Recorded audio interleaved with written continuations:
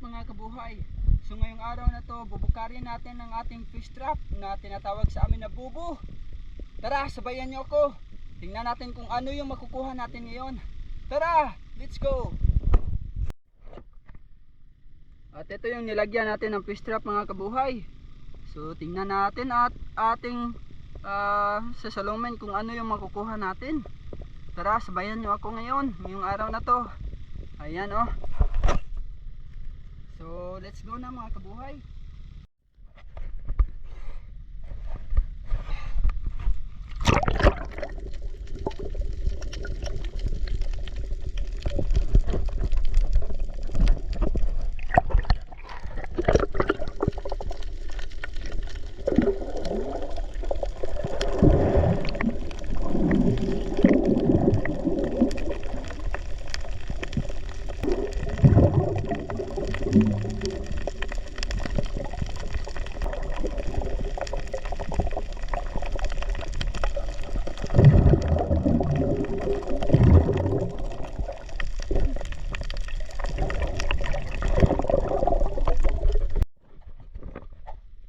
At ito yung marami mga kabuhay. Ayan.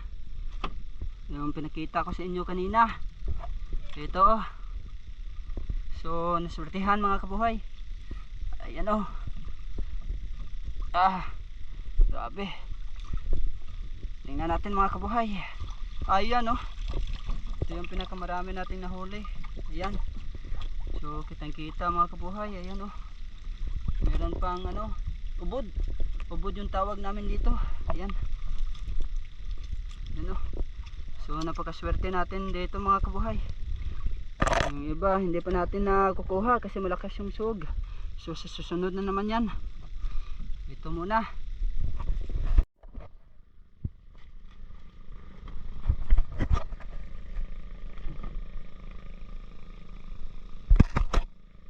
At ayan na nga mga kabuhay. So ito na yung fish trap natin. Ayan o.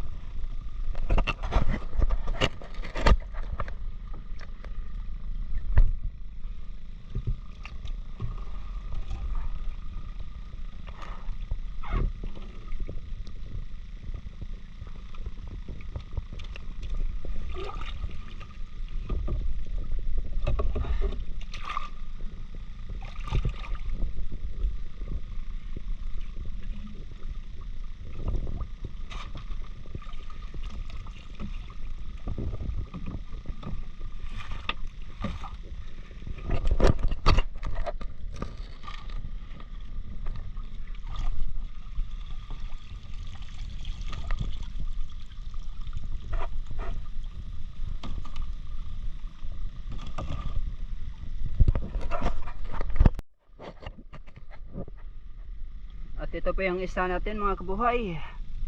Ayan.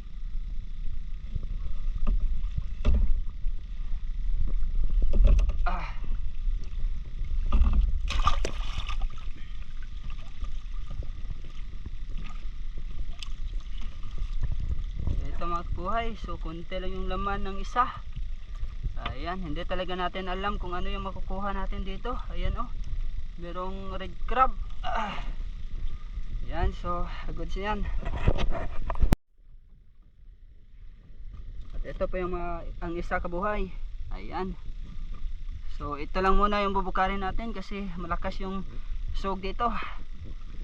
Ayan, so isa lang yung laman. Ayan yung laman oh. Dito. Ayan oh. Lumabas pa, muntika ng lumabas mga kabuhay. Pero hindi siya makakalabas ng ating fish trap mga kabuhay. Muntika na talagang lumabas. Ayan. So at ayun mga kabuhay. So ayun na yung nakuha natin. Medyo konti lang pero goods na yun pang ulam mga kabuhay. So sa susunod na naman na adventure na ating tatahakin dito sa karagatan. So subaybay lang kayo mga kabuhay. Baka may matutunan kayo na para sa inyo. So maraming salamat talaga mga kabuhay sa inyong walang sawang pagsuporta at panunood ng aking masayang karanasan dito sa ilalim ng dagat.